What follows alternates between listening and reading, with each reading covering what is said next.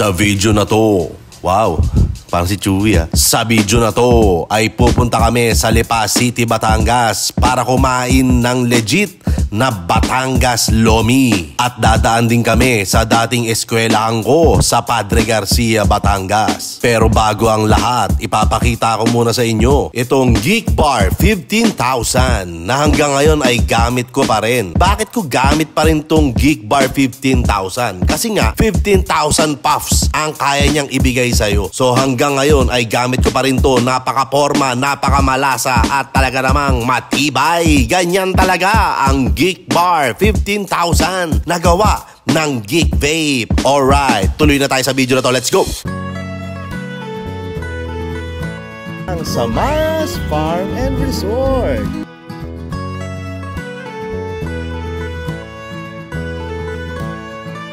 Iba talaga yung pakiramdam ng ano, yung nasa tabing dagat ka. Parang masarap magkaroon ng isa pang sasakyan.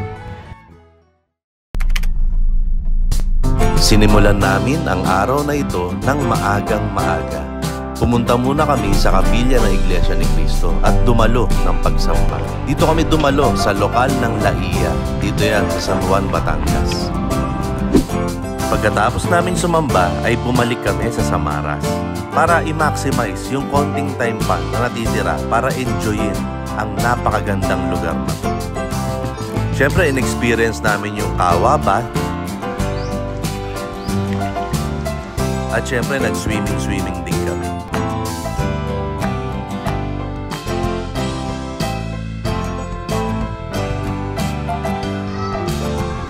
Pagkatapos noon ay inayos na namin ang mga gamit namin at nag-ready na kami para umuwi. Okay, so 4 days kami nagstay dito sa Samaras Farm and Resort dito sa San Juan, Batangas. At feeling ko magkakaroon naman ako ng separation anxiety dito sa lugar na to. Ganun tayo pagka natutuwa tayo sa lugar eh, no? Parang yung sa Siargao dati. Dahil kaming nangangarap na sana sa Siargao tayo ulit. Gaya ng nabanggit ko dun sa nakaraang video, minsan akong tumira sa Padre Garcia, Batangas. At habang dun ako nakatira, nag-aaral din ako. At dito ako nag-aral noon sa Pansol National High School. Okay, dito tayo ngayon sa dati kong school. Ayun high school pa yung nakalagay 1993. Pero dati National High School to eh. Ayan, dito ako nag-aral ng mahigit 100 taon. Kasi dito ko tinapos yung second year ko. Tapos nakapag-start pa ako ng third year dito. So ano na siya, Pansol Integrated National High School. Habang dahan-dahan akong lumalapit sa dati kong eskwelahan, memories overloads, hindi ko naiwasan na maisip yung mga alaala na dinaanan ko sa lugar na to. Classroom ko dati yan. Yan lang, dumaan lang kami kasi nandito na kami. Tsaka para makita lang din kung ano yung nangyari na. Tapos dito sa area na to, yan, itong area na to, alam ko meron na nito, pero may butas dyan. Ewan ko kung ito yun. Ito, hindi ko alam kung yan pa rin yun ha. Merong butas dito na may bilihan sa labas. Okay, so diyan kami bumibili ng mga merienda, mga biskwit. Ayan, kung ito man yun. So kung may mga kabatch ako dyan na nag-aaral dito sa Pansol National High School, dito sa Padre Garcia, Batangas, ayan, comment naman kayo rito kung tama, kung yun ba yung butas nung bilihan. Ang dami kong nagbalik na mga memories. May mga jowa-jowa nga dito. Ha? Walang ganun. Hindi, kasi ako rito, Chick boy ka good student. Parang hindi naman. Good student ako rito. So ito yung yung Pansol National High School. Pero yung nasa labas ngayon na sign, Pansol Elementary School na. Ayan. Pero yung National High School nandun sa loob, nandun pa rin. Nung nag-aaral ako dito, mga 2 years, after 2 years, naging tayo na. Yay! Baka may gusto ko yung batiin yung teacher nyo. Shoutout po sa mama ko. Ayan. Shoutout uwi na ulit. Shoutout din po ako sa aking mama. Nandito na ako sa Pansol, nakadayo na ako. Shoutout po kay mama. Shoutout kay mama Kat. Ito sticker ko. Ayan. Pagkatiya-tiyahin nyo na lang ha. Alam ko medyo nagugutom ka na. Hanap tayo ng masarap na lomi sa Lipa. Yun talaga yun eh. Let's go. Let's go. Pero syempre, bago tayo kumain ng luming masarap, bumili muna tayo ng prutas na masarap. Okay, ang daming available na prutas dito. Hindi ko na iisa-isahin. Hindi ko naman kabisado yung mga tawag dyan, pero ang daming prutas.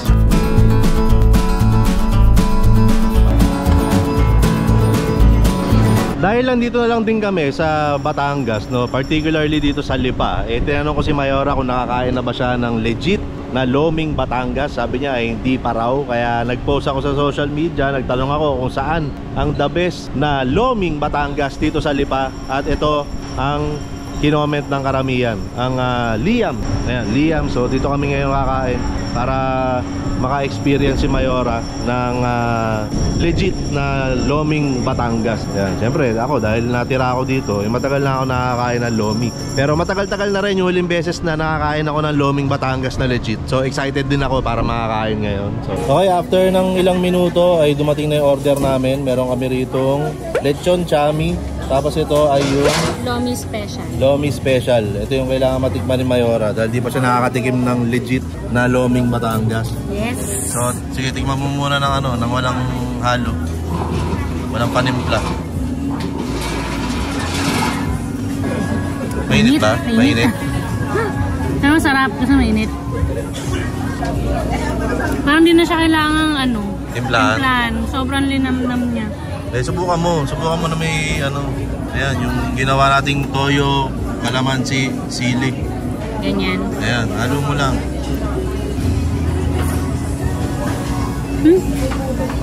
Mas Ano? marap. Mas okay?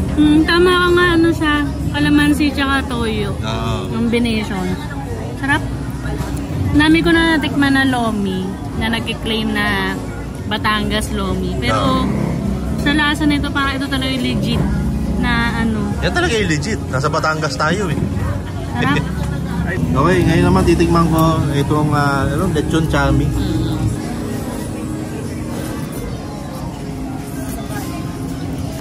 Manamis-namis na may konting anghang. Pero yung anghang ay tolerable. Yan o.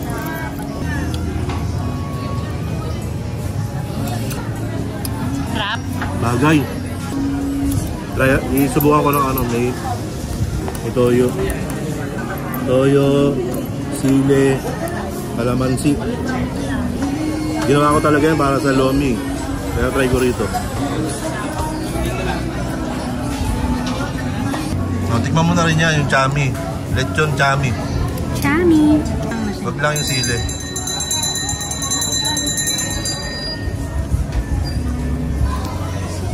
Diba? Ano siya, worth the pila. Ano no? Worth the pila. Oh, worth the pila, tsaka worth the hintay ng pwesto. Ayan, dahil kanina ako naghihintay ng pwesto, nakipagkagawan pa ako rito. Okay, ako naman, titikman ko yung, yung lomi.